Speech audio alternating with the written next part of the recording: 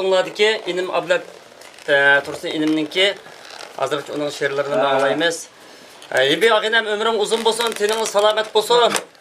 Baya varlık, köpçülük, cevdet, başılığı demesi dedi. Ben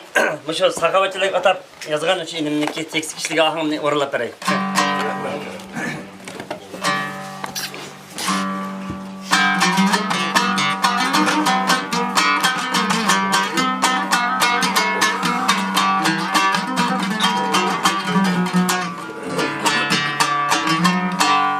Sahavetke sungaç kolun Söyünudu sendin tümendi Sahavetke sungaç kolun Söyünudu sendin tümendi Yorup kılsın mangal yolun Söyünudu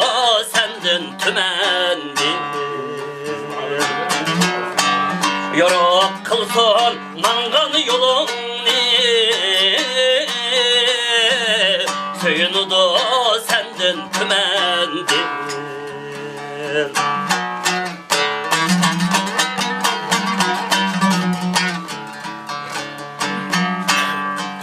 Ata buldun hem ana buldun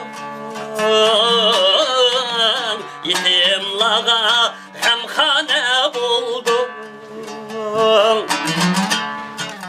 Ata buldun hem ana buldun Yetim lağa hem hane buldun El işkada pervane buldun Söyünudu sendin tümendi El işkada pervane buldun Söyünudu sendin tümendi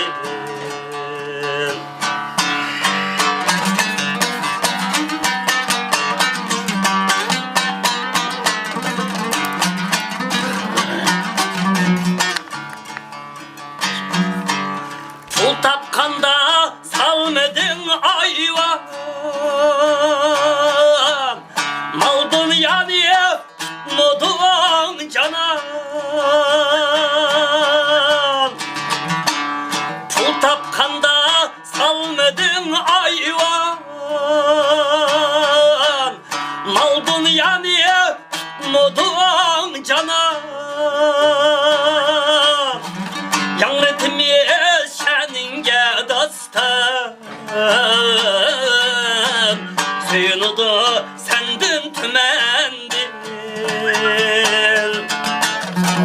Yanretimiz seninge dastan Söyünudu sendin tümendi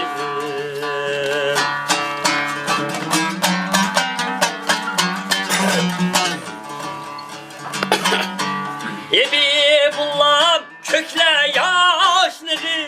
Çok vallahi çok Elge mengü saya taşlığı Ebi bullam kökle yaşlığı Elge mengü saya taşlığı Bir çolpan sen mengü çaklığı Söyünudu sendin tümendi Bir çolpan sen mengü çaklığı Söyünudu sendin tümendi Bir çolpan sen mengü çaklığı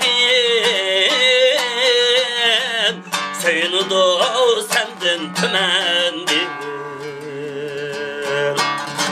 Bir çolpan sen mengü çaklığı Söyünudu sendin tümendi Köyünü de senden tümen